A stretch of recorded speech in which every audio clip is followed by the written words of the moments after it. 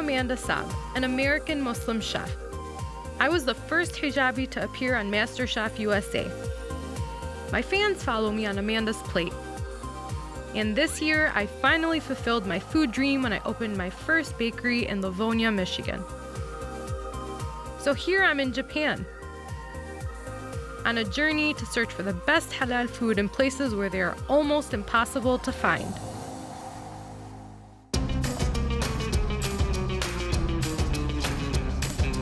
So good.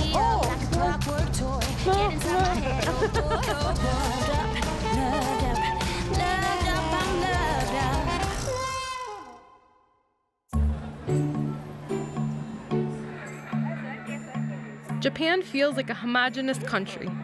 Here's a sea of Japanese people, and here's me. The number of Muslims in Japan is small. They make up less than 1% of the total population of 127 million. I need an insider who can show me the best of Tokyo's halal food.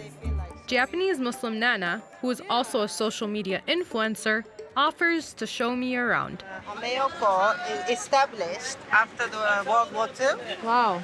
after Japan lost. So this was a black market street. Yes, exactly. I think I see some counterfeit, like, knockoff. Yeah, these days it's not the black market anymore. And it's like if you want to do cheap shopping, you just come here in Ameoko.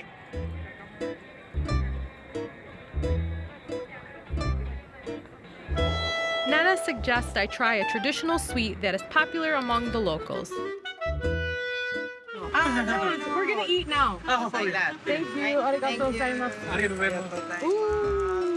Oh, It's so cute. nowadays it became like a regular snack. Okay. Everybody eat whenever they want. But it used to be, in the past, it used to be for something to eat when you want to celebrate. Red beans always means for celebration.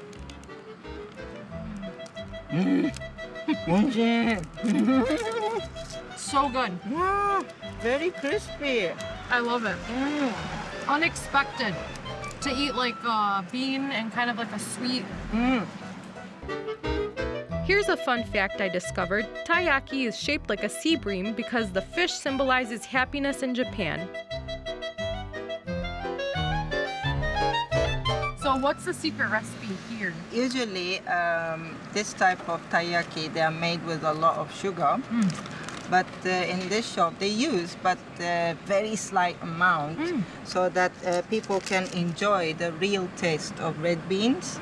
Wow, that's amazing. I Yeah. love that. And you know, it's completely vegetarian, so halal friendly. Anyone can just stop in.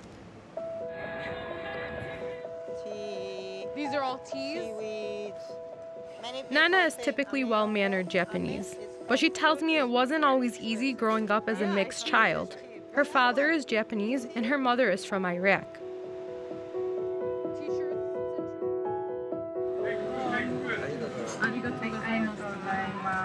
Ooh, you got like a pumpkin?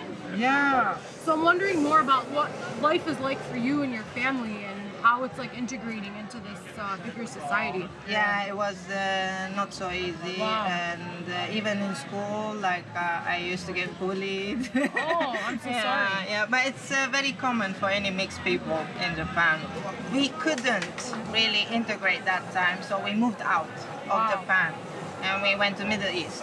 I think foreigners have this image that Japanese are very nice, polite, welcoming. Well, yeah, they are. They did change through time. So I found out, like, when I say I'm mixed, nowadays people say, oh, cool. Oh. How do you feel like wearing the hijab like in Japan and like being accepted? And... When I came to Japan, I was not wearing hijab. Okay. And I didn't think about it for a while. But when I started to think about it, I was worried like maybe I might lose job. Oh, I might lose friends. That's significant. I just have to be confident. Right. Like I should not be feeling like, oh, scared, you know? So I think now it's not like the same as 5 or 10 years ago. Right. People are maybe more accepting than before. I can relate to Nana's experience growing up as a Muslim minority in the United States. My grandparents moved to Michigan from Lebanon in the 1970s, and I decided to wear the hijab when I was 16 years old, and I've definitely had some challenges. But over time, it's become a part of my identity.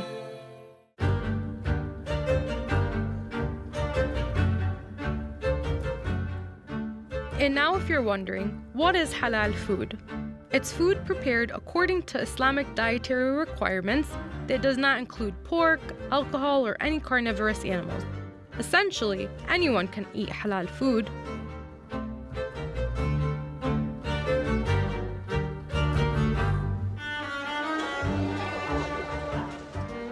This is your favorite, right? You said you love octopus? I love octopus. So I'm so glad we found this, and the wasabi is so good. The texture is hard for me. I don't know if it's like because it's American thing. You just need to keep biting. Yeah. In Japanese wisdom, they say you have to bite 88 times Oh, to have a wow. healthy teeth Yeah? and good health.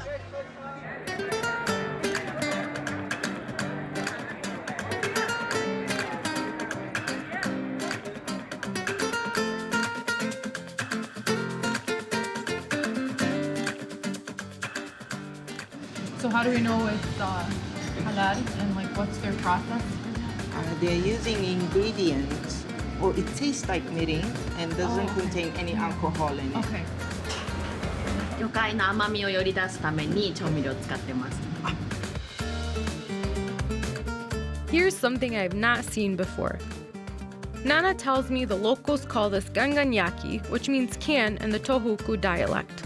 And steaming helps prevent the shells from opening, which helps to retain all the wonderful flavors inside. So how do you find places that you feel you and your family can have a halal meal? We always eat at home because that's the safest way to eat halal. Because in Japan, it's very, very rare to find a halal restaurant. We can go to actually any restaurant just to find if without pork, without alcohol, we can eat anything. Same way we do in the US. Yeah. Like you can just go wherever and find something that suits. Some people, they start to even think Muslim cannot take anything if there's no halal mark. And that's like totally wrong. It can give the wrong Yeah, idea. and it's also make some confusion within the community. Oh, that's so scary. I know. But if they see two hijabi and there's an explosion.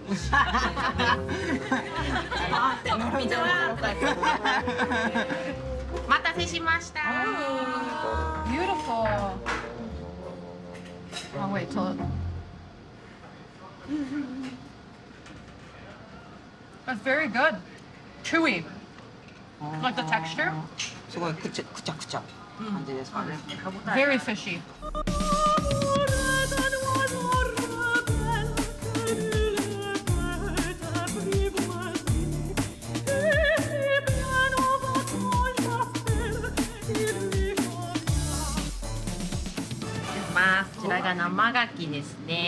Oh, it's raw. I know. So I had a raw oyster once before, but it was not this big. This is very big. There's bigger one. No. Can we see? Don't try to make me eat that.